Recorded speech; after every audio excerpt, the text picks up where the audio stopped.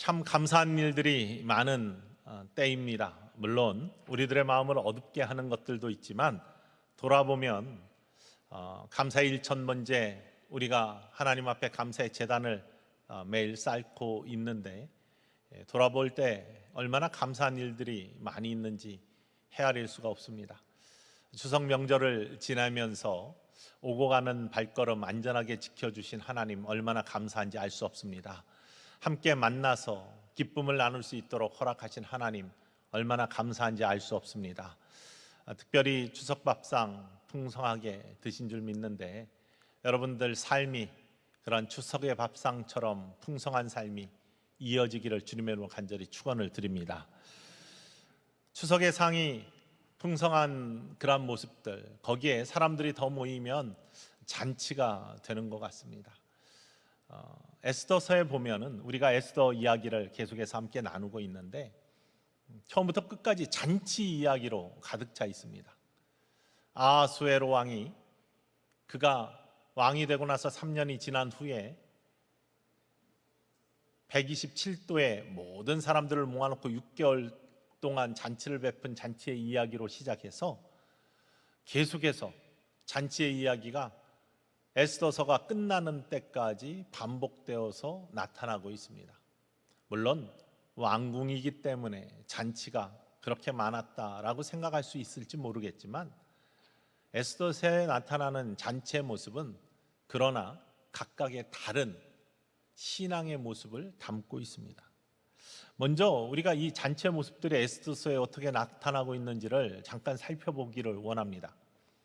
1장에 보면은 아하수에로 왕이 되어서 그의 기반들을 든든히 잡고 난 3년째 되던 해에 그가 다스리는 127도의 모든 고관백작들을 다 모아놓고 6개월 동안 잔치를 벌이는 이야기가 맨 처음에 등장하고 있습니다. 에스더서 1장 3절과 4절 말씀에 이렇게 나와 있습니다. 읽어볼까요?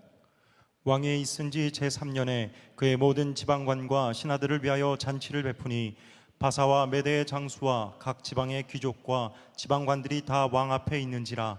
왕이 여러 날 곧 180일 동안에 그의 영화로운 나라의 부함과 위엄의 혁혁함을 나타내니라. 나라의 부함과 위엄을 드러내는 180일 6개월 동안의 어마어마한 잔치입니다. 얼마나 풍요로웠겠습니까? 얼마나 많은 사람들이 즐거워하면서 기쁨을 나누는 기쁨이 있고 풍요로움이 있고 여유가 있고 나눔이 있고 즐거운 자리, 행복한 자리, 걱정과 근심이 없는 그러한 자리인 것 같은 잔치가 6개월 동안 지속됐다. 거기에 그치지 아니하고 그 잔치가 끝난 다음에는 왕이 살고 있는 수산성 귀천을 가리지 아니하고 모든 사람들을 왕궁의 뜰에 초대해서 7일 동안 일주일 동안 또 잔치를 벌입니다. 그게 5절 말씀에 나타나 있습니다. 읽겠습니다. 이날이 지남에 왕이 또 도성 수산에 있는 귀천간의 백성을 위하여 왕궁 후원뜰에서 7일 동안 잔치를 베풀세. 7일 동안 또 큰 잔치를 베풀어서 마음껏 먹게 하고 마음껏 즐기게 하는 잔치들이 이루어졌습니다. 얼뜻 보면은 걱정 근심이 없는 기쁨의 잔치인 것 같은데 그 속에 문제가 있었습니다. 왕후 와스디가 폐위되는 안타까운 사건이 나타납니다. 그리고 나서 2장에 보면 새롭게 에스더가 왕후가 되는 이야기가 나타나면서 에스더가 왕후가 된 후에 잔치를 벌입니다. 에스더를 위한 잔치가 벌어지는데 그게 2장 18절 말씀에 나오고 있습니다. 읽어볼까요? 왕이 크게 잔치를 베푸니 이는 에스더를 위한 잔치라. 모든 지방관과 신하들을 위하여 잔치를 베풀고 또 각 지방의 세금을 면제하고 왕의 이름으로 큰 상을 주니라. 왕후를 위한 잔치가 또 한 번 벌어집니다. 이런 가운데 우리가 이미 함께 나눈 것처럼 여러 가지 사건이 나타나는데 아하수에로 왕이 많은 신하들 중에 하만이라는 사람을 우뚝 높여가지고 존귀한 자로 세우죠. 총리로 세웁니다. 그리고 그를 존귀하게 떠받들기 위해서 명령을 내리는데 수산성을 지나가는 모든 사람들은 하만을 볼 때 무릎을 꿇고 절하는 모습을 가지라고 왕명을 내립니다. 모르드게라는 유대인이 왕후 에스더의 사촌인 모르드게가 그것을 거부합니다. 물론 믿음 때문이죠. 하나님을 경외하는, 나 외 다른 신에게 절하지 아니하는, 섬기지 아니하는 믿음을 가지고 있던 모르드게는 하만에게 절하지 않습니다. 그것이 하만의 눈에 나쁘게 여김을 받고 당연하죠. 그렇기 때문에 저를 죽여야 되겠다라는 마음을 갖게 됩니다. 그런데 모르드게가 유대인이라는 사실을 주변에서 알려주자 한 사람 모르드게뿐만 아니라 그 민족 전체를 다 없애버려야 되겠다는 생각을 하만이 품고 왕에게 고하고 허락을 받고 127대 모두 조서를 내려서 모든 유대인들을 한날 전부 다 멸망시키는 그러한 조서를 각국의 도에 내리게 되죠. 이러한 상황 속에서 이 조서를 받은 유대인들은 죄를 뒤집어쓰고 베옷을 입고 통곡하면서 그날을 슬퍼합니다. 모르드게도 수산성에서 베옷을 입고 죄를 뒤집어쓰며 크게 통곡하는 모습이 왕후 에스더에게 들리고 왕후는 하닥이라는 믿는 내시를 보내가지고 그 일이 어찌 됨을 알기를 원하죠. 모르드게가 조서의 내용을 알리면서 지금 왕후 에스더는 왕에게 고하여 우리 민족을 좀 구했으면 좋겠다라는 이야기를 할 때 지난주에 우리가 나눈 것처럼 왕후 에스더는 움찔합니다. 잠시 머뭇거립니다. 왜냐하면 왕에게 나아가 왕을 만나보는 것은 왕이 허락 없이 갈 수는 없는 일이다. 그게 규례이다. 왕이 만약에 허락 없이 나타났을 때 금규를 내밀어서 허락을 하지 아니하면 죽은 목숨인데 나는 왕을 본 지 30일이나 되었고 왕이 나를 부르지 않는 상태에서 내가 먼저 나갈 수가 없다라고 이야기를 합니다. 이때 모르드게는 하닥을 통해서 왕후 에스더에게 혼자만의 목숨을 구하려 하지 말라. 하나님은 하나님의 백성 유대 민족을 어떠한 방식을 통해서든지 구원해 주실 것이다. 그러나 내가 지금 나가지 아니하고 잠잠하면은 너와 내 집은 멸망을 당할 것이다. 내가 왕후가 되게 하신 것이 하나님이 바로 이때를 위해서 세우신 것이 아니냐라고 음성을 주자 그것이 그의 마음에 찔림이 되고 또 그 음성을 듣자 그가 돌이켜서 그러면 기도해 주십시오. 수산성에 있는 모든 유대인들을 다 모으고 나를 위해 기도해 주십시오. 3일 동안 먹지도 마시지도 말고 기도함으로 말미암아 내가 왕한테 나아갈 수 있도록 나의 힘이 되어 주십시오 라고 부탁을 하고 중보 기도를 부탁하는 것이죠. 나도 나의 시녀들과 함께 3일 동안 아무것도 입에 대지 아니하고 기도에 전무한 다음에 하나님의 뜻이라면 나아갑니다. 그러면 그것이 하나님의 뜻이라면 하나님이 이루실 것이고 하나님이 죽으라면 죽겠습니다 라고 하면서 모르드게 이야기를 들어 그렇게 준비를 하고 오늘 읽은 말씀 바로 에스더 5장에서 왕한테 나아가는 모습을 갖게 됩니다. 이 모습을 통해서 두 번의 잔치가 왕궁에서 왕후 에스더를 통해서 벌어지는 것이 왕한테 에스더가 나갔을 때 왕이 그 모습을 바라보면서 사랑스러웠다 이렇게 성경이 이야기하고 있습니다. 하나님께서 아수르의 마음을 만져주셔서 왕후 에스더가 사랑스럽게 보이게 하고 금규를 내밀어서 그를 만지게 하고 그러면서 왕이 하는 이야기가 다른 이야기가 아닙니다. 자기의 요구가 뭐냐? 소원이 뭐냐? 나라의 절반이라도 내가 당신에게 내어줄 수 있다라고 이야기할 때 에스더는 서두르지 않습니다. 하만이 우리를 죽이려 합니다. 빨리 구해 주십시오. 민족을 위해 청하지 아니하고요. 잔치를 벌였으니 왕과 하만은 이 잔치에 참여해 주시기를 원합니다 라고 왕에게 요구를 합니다. 오늘 본문 말씀 3절과 4절에 나오는 말씀인데 함께 읽어볼까요? 왕이 이르되 왕후 에스더여 그대의 소원이 무엇이며 요구가 무엇이냐 나라의 절반이라도 그대에게 주겠노라 하니 에스더가 이르되 오늘 내가 왕을 위하여 잔치를 베풀어 싸우니 왕이 좋게 여기시거든 하만과 함께 오소서 하니 말씀드린 대로 에스더는 침착합니다. 조급하지 않습니다. 서두르지 않습니다. 싸움의 대상이 원수인 하만 자체가 아니라 하만 뒤에 있는 어둠의 세력이라는 것을 아는, 영적 싸움이라는 것을 아는 에스더는 조급하지 않습니다. 그리고 기도로 왕에게 나아왔고, 하나님께서 그 나아온 것들을 인정해 주시고 금규를 내밀어 왕을 만나게 하신 하나님의 열어주심의 놀라운 은혜를 깨닫고 아는 에스더는요, 조급하지가 않습니다. 기도함으로 말미암아 준비된 만남, 그 속에서 하나님이 함께 하심을 느끼는 에스더, 하나님이 여기에 계시고 나와 함께 하시고, 그러니 불안하지 않습니다. 조급하지 않습니다. 여러분, 우리들이 어떤 일을 당했을 때, 두려움이 생겼을 때 조급해지게 되거든요. 빨리 그 일을 해결하고 싶거든요. 인간의 생각들은 그것들을 자꾸 밀쳐서 실수를 하게 만듭니다. 그러나 하나님의 사람들, 기도로 하나님이 함께 하심을 고백할 수 있는 사람들, 나의 삶 속에 어떤 일이 닥쳐도 내가 기도함으로 하나님의 영이 나와 함께 하시고 내 안에 그리스도의 영이 나를 돕고 계신다는 것을 믿는 자들은 조급하지 아니하고 하나님의 뜻 안에서 주님의 도우심을 믿으며 그 길을 떠벅떠벅 걸어갈 수 있는 축복의 사람들이 될 수 있기를 주님의 이름으로 간절히 축원을 드립니다. 왜냐하면 하나님이 함께 하시니, 주님이 그 길을 인도하시니 나는 두렵지 않습니다. 그러니 조급하지 않습니다.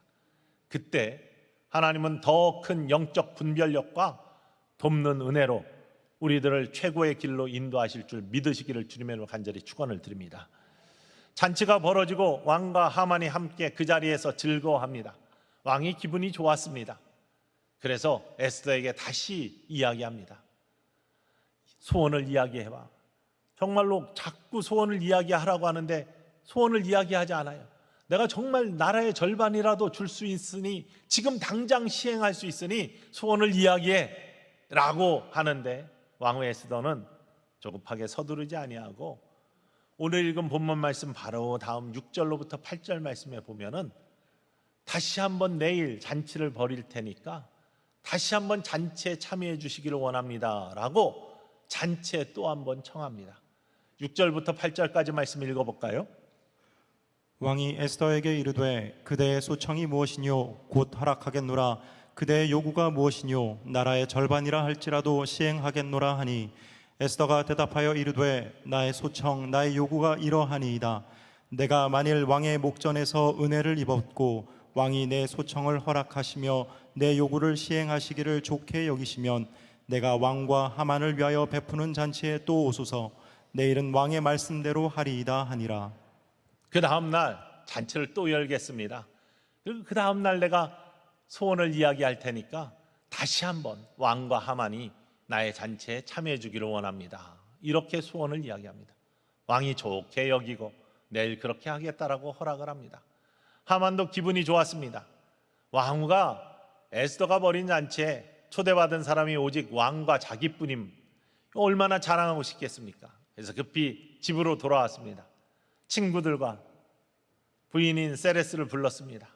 야, 오늘 왕후 에스더가 잔치를 벌였는데 거기에 초대받은 사람이 누군지 알아? 왕하고 나밖에 없어.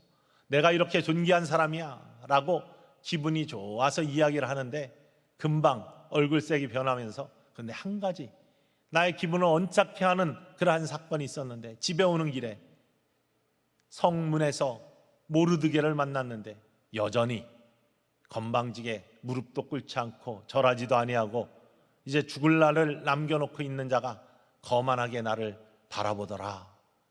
기분이 상해서 그런 이야기를 합니다.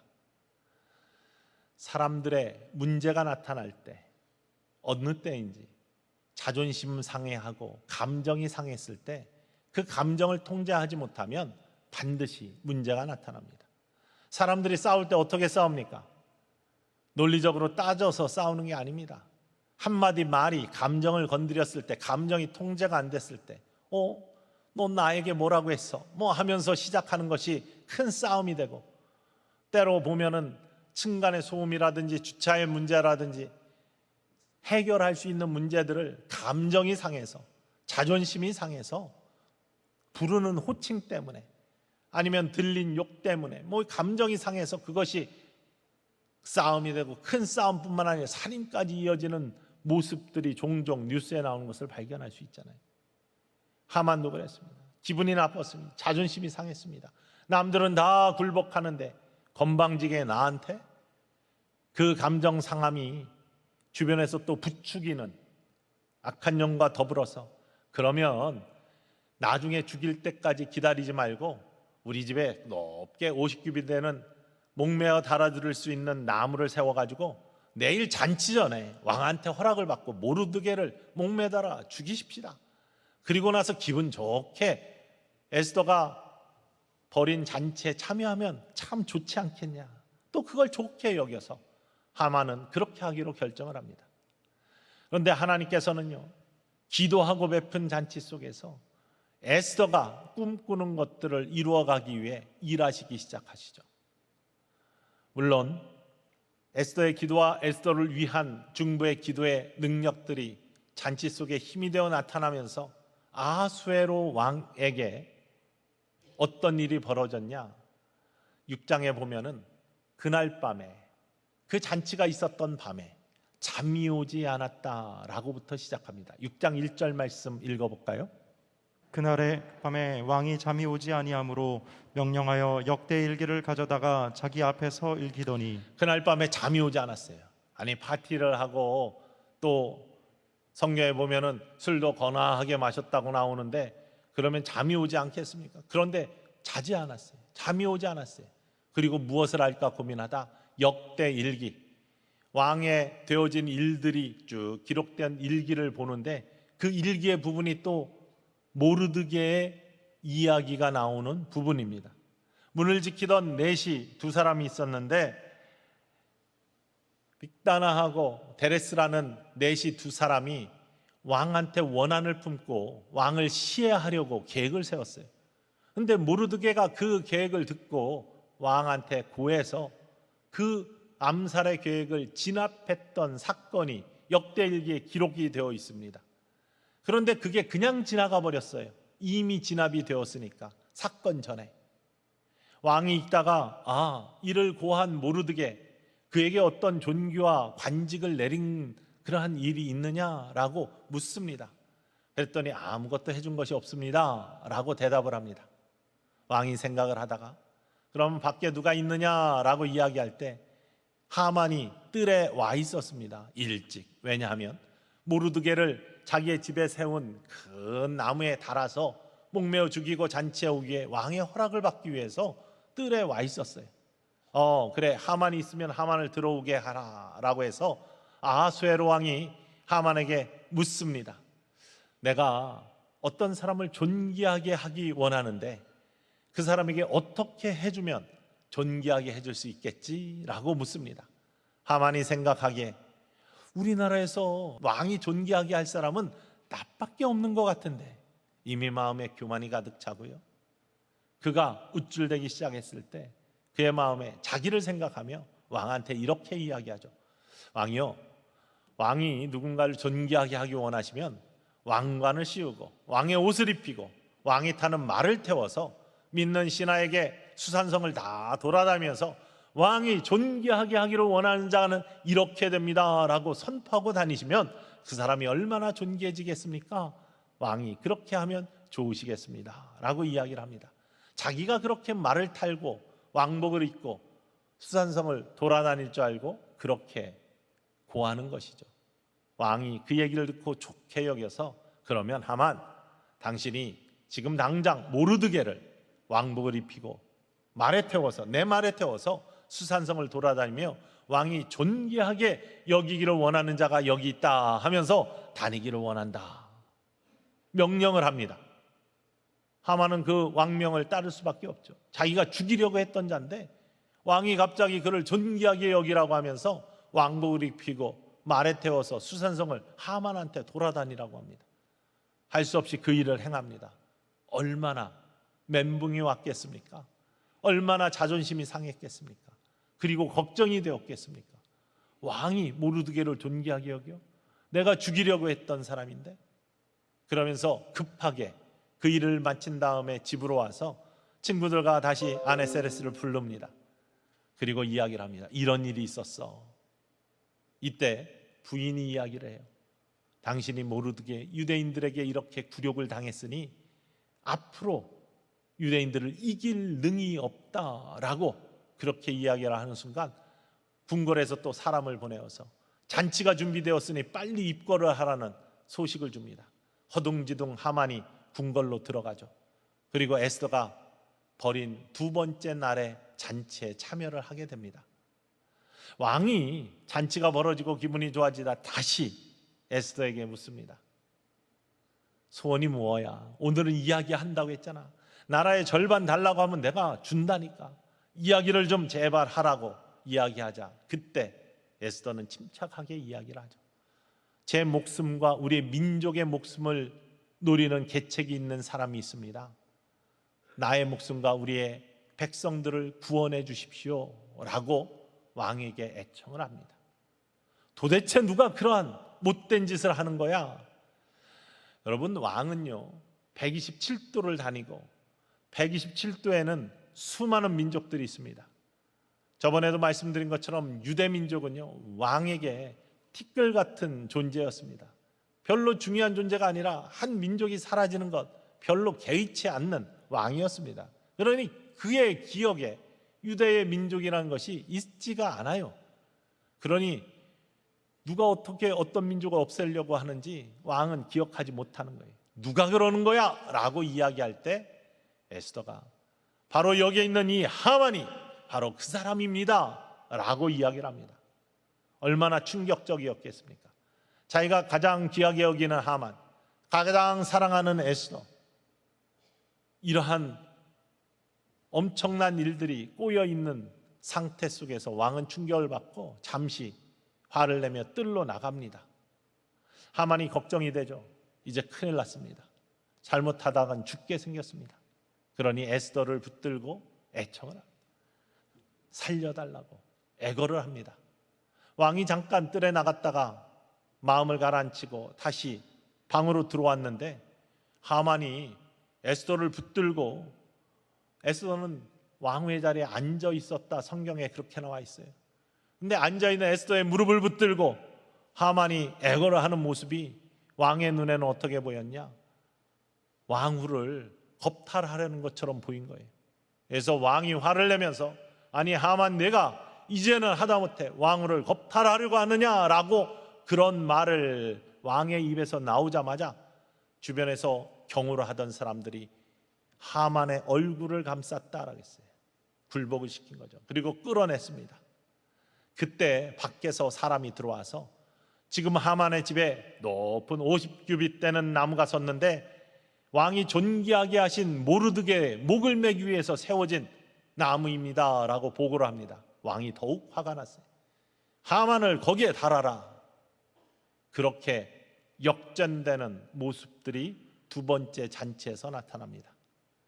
그리고 하만이 죽은 다음에 하만의 집을 모르드게에게 맡겨 관리하게 하고 하만이 끼었던 인장의 반지를 빼어서 모르드게에게 주고 에스더는 아수에로 왕에게 다시 간청을 해서 우리의 민족이 1년 후에 죽게 생겼는데 이 조서를 다시 내려서 우리의 민족을 살려주시고 우리의 민족을 해하려고 했던 무리들을 진멸할 수 있도록 조서를 내려주소서라고 간구를 합니다. 왕이 허락하고 모르드게를 통해서 조서를 만들어 127도에 다시 보냅니다. 8장 17절에 보면은 이 조서를 받은 유대 민족들이 기뻐하며 잔치를 벌였다라고 잔치 이야기가 또 나요. 회복된 사람들이 갖는 축복의 잔치. 그리고 9장에 보면 그들을 죽이려고 했던 무리들을 유대인들이 거꾸로 진멸하면서 이틀 동안의 부림의 축제를 정하고 만들어지는 축제를 정하는 잔치가 또 나타나는 모습을 바라볼 수 있습니다. 에스더에 나타난 잔치의 모습들을 잠깐 함께 살펴보았습니다. 잔치는 즐겁고 기쁘고 여유롭고 또 풍성한 것이 잔치의 모습입니다. 그러니 잔치의 모습이 우리의 삶에 많이 있는 거 얼마나 좋은 일입니까? 영어로는 뱅퀴시라고도 하고 파리라고도 하는 바로 이 잔치의 모습. 여러분, 우리의 인생이 이러한 여유 있는 풍성한 즐거운 잔치의 모습 같은 아름다운 모습이 우리 천성교회를 다니는 모든 사랑하는 성도님들의 삶 속에 늘 이루어지기를 주님의 이름으로 간절히 축원을 드립니다. 예수님도 이 잔치가 언제나 주변에 있는 우리도 돌잔치, 백일잔치, 생일잔치, 또 회갑, 요즘 많이 없어졌지만 칠순, 여러 가지 잔치들이 있지 않습니까? 즐거운 자리 아닙니까? 결혼, 또 혼인잔치. 예수님도 이런 것들이 삶의 주변에 일어나는 즐거운 자리이고 축복의 자리이기에 예수님의 비유를 보면 언제나 주변에 있는 것들을 가지고서 비유를 하세요. 이스라엘에 가보면 갈릴리 주변에는 겨자나무가 많습니다. 노란 꽃이 피는 겨자나무. 겨자씨의 비유에 이야기를 많이 하시고 돌이 많이 있는 그러한 지역입니다. 돌에 대한 비유, 길에 대한 비유, 거기에 잔치에 대한 비유가 참 많이 나오지 않습니까? 천국 잔치, 이런 비유들을 예수님이 많이 하십니다. 삶이 이러한 잔치가 되고 또 축복이 되는 모습들이 우리 성도들에게 늘 있었으면 좋겠는데, 이 잔치는요 구별이 됩니다. 에스더서에 보면 이 잔치의 모습이 영의 눈으로, 신앙의 눈으로 보면은 구별이 됩니다. 하나님이 함께 하시는 잔치가 있고요, 하나님이 안 계신 잔치가 있습니다. 우리의 삶도 그렇습니다. 풍요롭고 여유롭고 즐거운 자리들이 있지만 그곳에 하나님이 함께 하시는 자리가 있고 하나님이 함께하지 아니하시는 자리가 있어요. 오늘 본문 말씀에 보면 아하수에로 왕이 즐거운 잔치를 많이 벌였는데 6개월 동안, 일주일 동안 또 왕을 위해서 잔치를 벌였는데 그곳에서는 하나님이 계시지 않아요.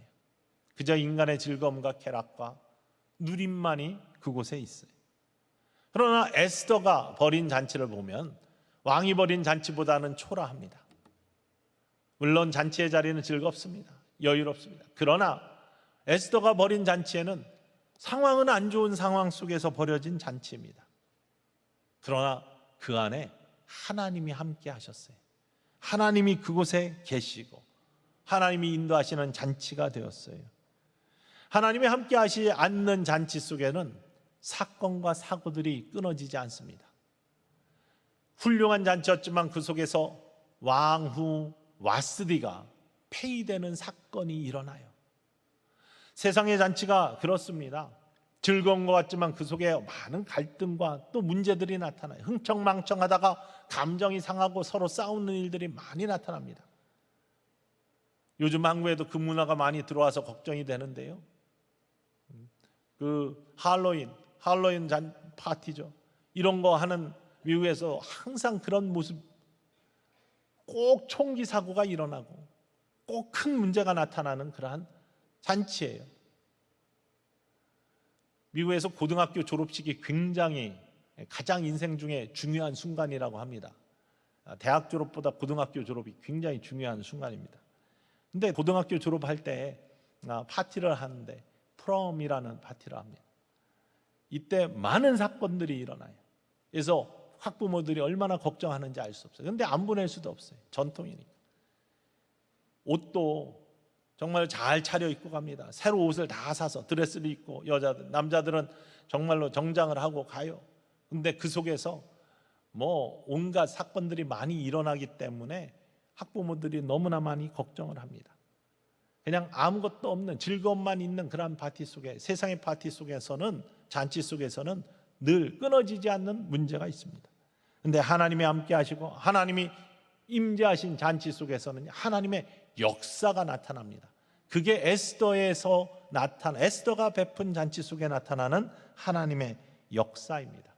어려운 환경이고 좋지 않은 상황이지만 하나님의 함께 하심을 믿는 믿음 가운데 일어난 잔치 속에서 하나님은 일하셨다는 거예요.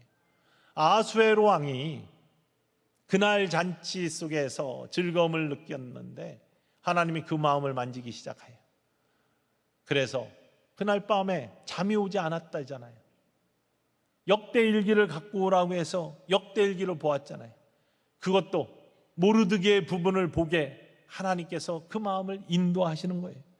그리고 보상이 없었다는 사실을 깨닫고 존귀하게 하고 싶은 마음이 들게 하나님이 그 마음을 만져주셨다는 것입니다.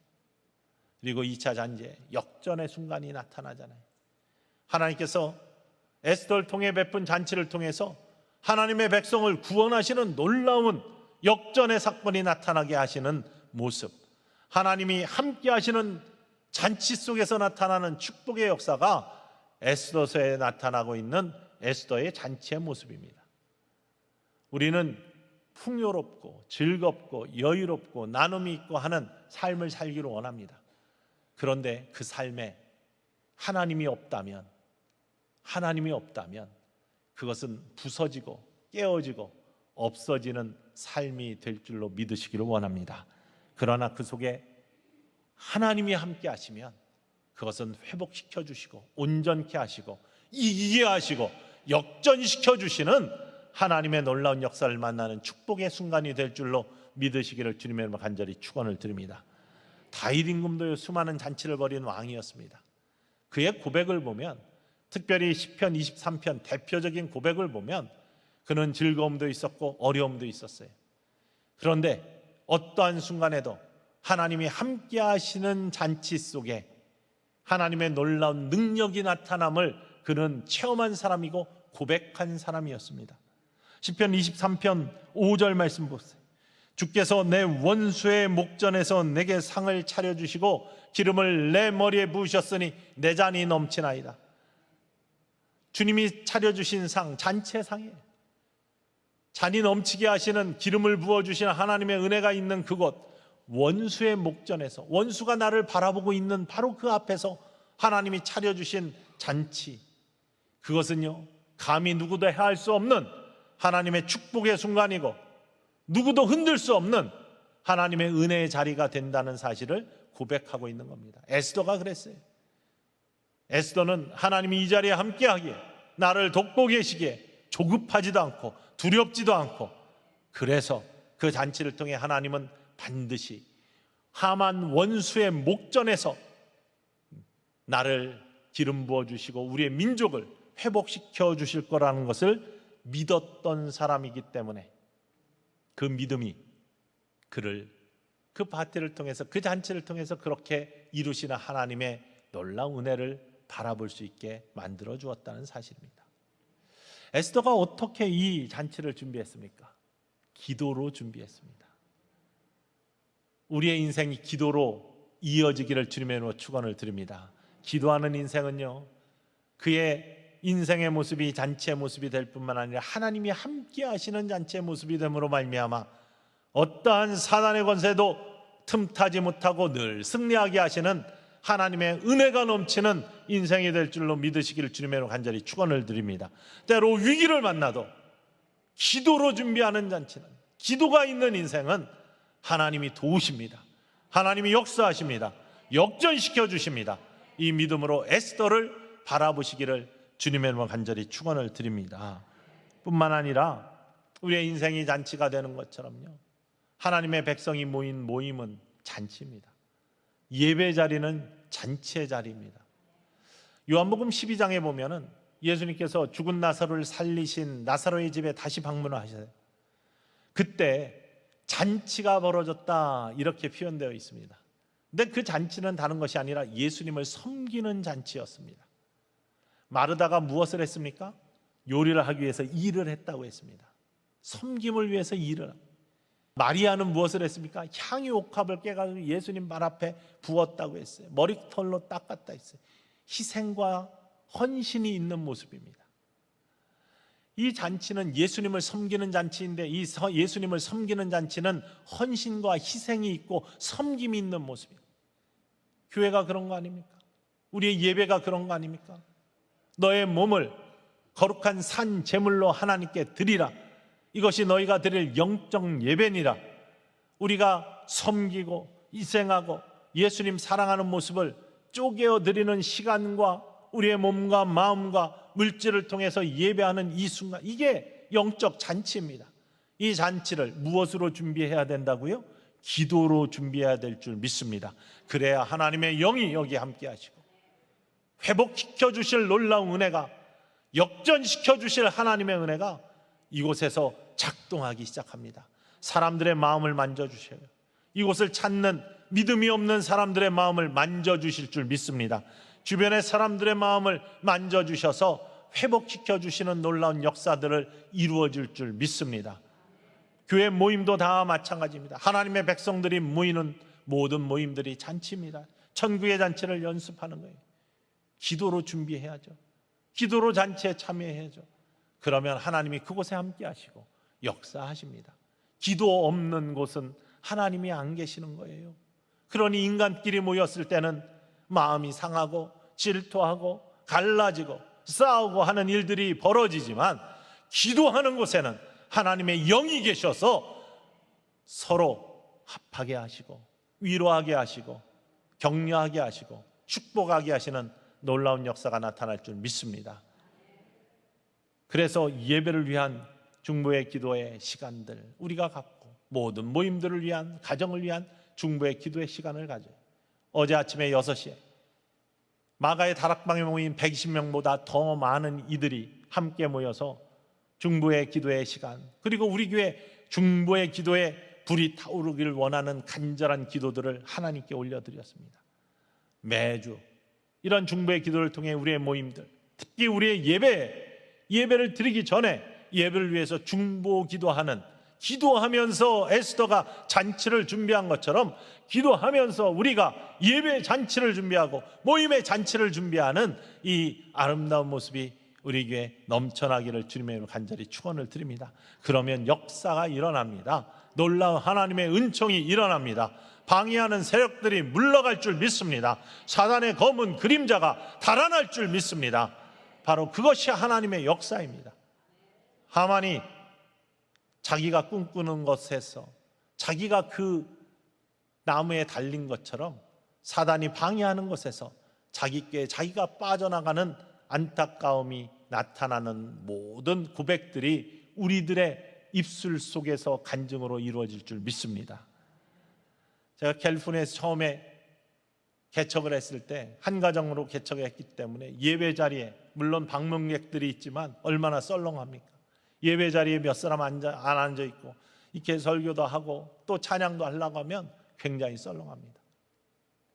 어떻게 하면 이 예배를 그래도 하나님 기뻐하시는 귀한 예배로 드릴까?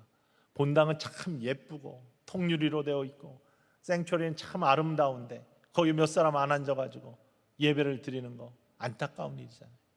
예배를 위한 중보, 기도부터 시작하자. 하나님께서 역사하시게 기도부터 시작하자. 기도하면서 놀라운 일들이 벌어지는데요, 하나님께서 아수에로의 마음을 움직이신 것처럼 방문하는 사람, 소식을 들은 사람들의 마음을 움직여 주시기 시작하는데, 우리의 예배를 복되게 하기 위해서, 물론 오르간 할머니 권사님이 한 분 계셨는데 그분이 끝까지 멀리서 계신데 그곳을 섬기기로 그렇게 결정을 하셔서 온 그런 마음을 주셨고, 한국에서 좋은 대학을 나온 피아노 치는 자매가 한 사람 있었는데요, 교회를 방문하더니 내가 이 교회 피아노를 치겠다. 미국에서도 계속해서 공부를 하고 있었던 친구였어요. 피아노 너무 잘 치는 친구예요. 근데 본인이 피아노 말고 또 찬양을 위해서 신디사이저를 본인이 구입해 와가지고 교회에다 헌물을 하면서 내가 우리 교회 예배의 찬양을 위해서 헌신하겠다. 또 그걸 치더니 이것이 흡족하지 않다라고 더 많은 소리를 나겠다고 2단, 한 단을 더 이렇게 마련해가지고 소연자매가 와가지고 그것을 가지고 헌신하는 그러한 마음을 하나님이 그렇게 움직여 주셨어요.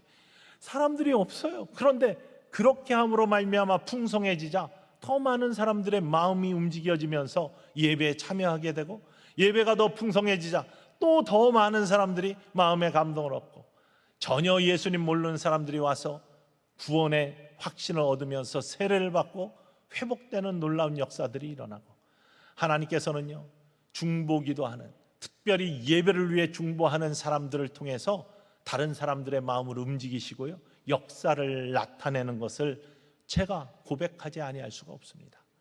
우리 교회도 지금까지도 기도하면서 세워지고 또한 하나님께서 베풀어 주신 잔치를 이어왔지만 앞으로 더 뜨겁게 에스더처럼 3일 동안 먹지도 마시지도 아니하면서 금식하면서 기도한 그 준비의 모습으로 잔치를 베풀었을 때 하나님이 크게 역사하신 것처럼 역전의 놀라운 모습을 보여주신 것처럼 우리도 침체해 있는 코로나 때문에 마음이 오그라져 있는 이런 마음들을 중보의 기도로 열어주시고 만져주시고 또한 주변에 있는 많은 사람들이 천성의 제단을 바라보면서 이곳에 가고 싶어하고 함께 예배드리고 싶어하고 함께 섬기고 싶어하는 귀한 마음들을 일으켜 불러일으키는 아름다운 역사가 우리들의 기도를 통해서 이루어지기를 원합니다.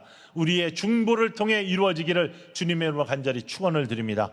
그리고 그 역사가 우리들의 모든 예배와 모임을 통하여 증거되는 축복의 전성교회 되기를 주님의 이름으로 간절히 축원을 드립니다.